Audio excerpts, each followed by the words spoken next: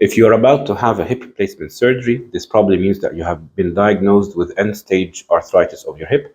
This could be primary arthritis that doesn't have a particular cause, or this could be secondary osteoarthritis after a vascular necrosis of the hip, or hip dysplasia, or femoral acetabular impingement, or any other hip disease.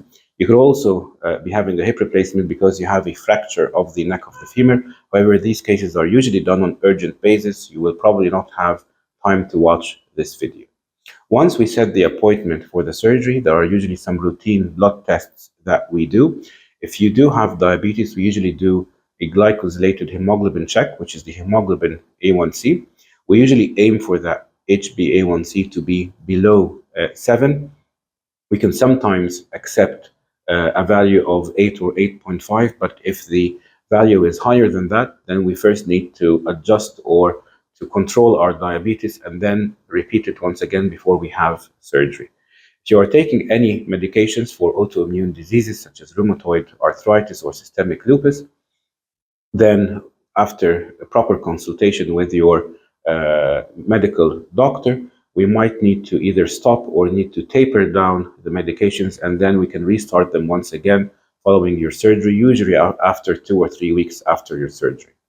You might also need to perform an ECG and an echocardiography, depending on your age and your medical condition. You might also need to get some equipment prior to the procedure. This includes getting either a frame, a walking frame, or crutches that you will need during your hospital stay and for the first few weeks following the procedure. It will be also advisable to get an easy slip-on and slip-off shoe, one without laces, because as you probably are aware, you won't be allowed to bend your hip more than 90 degrees for about 6 weeks following the procedure. There's also a toilet raise that you should get. You should bring it with you in the hospital and also have it at home.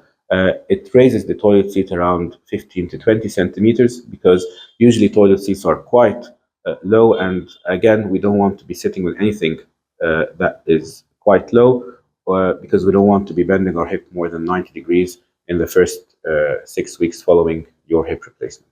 You will then be admitted to the hospital either on the morning of the surgery, or sometimes, if you're having a surgery with myself, we sometimes admit you to the hospital the night before, particularly if we want to reserve some blood for possible blood transfusion. We don't routinely transfuse patients with blood following hip replacements, but we do this as a precautionary measure.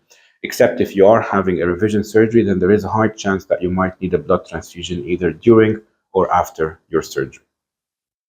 You need to bring all the tests and all the radiographs with you to the hospital, regardless of whether or not the surgeon has seen them before. On the morning of your surgery, you will see the surgical team, including myself, and we will once again go through the procedure and through the consent. And you'll also see the anesthetic team, and they will discuss the anesthetic options with you. We usually use either a spinal or an epidural anesthesia. This blocks the lower half of your body. And added to that, we sometimes either use sedation so that you're not aware of what's going on in the theater while we're operating on your hip, or you might be also given general anesthesia in addition to the spinal or epidural anesthesia. This also depends on your general condition, whether you are fit for a particular type of anesthesia over the other. If you do have a preference, that will also be taken into consideration. I perform my surgery through a posterior approach to the hip. This is about a 12 to 15 centimeter incision on the side and back of your hip. The length of it might vary depending on the complexity of the case and depending on your size. A bigger hip means a bigger incision. If you're having a surgery with myself, then I use absorbable sutures, and there are no sutures to remove, but it's usually just a week check at some time between 2 and 3 weeks. You will then wake up and find yourself in the recovery room, and after spending some time there, you will then be taken to the radiology department for a standard x-ray, and then usually back to your room. We will then aim to get you up and moving on your feet using crutches or using a frame. on the day of your surgery, provided that your blood pressure is stable and that you are not feeling drowsy, and provided that the pain is well controlled. If we can't do this on the day of your surgery, then we will be doing it next morning. Usually, you go home next morning. You might need to spend another night if you're still feeling drowsy or if your blood pressure is low or if your pain is still not controlled. But in the majority of cases, we are able to go home the next morning.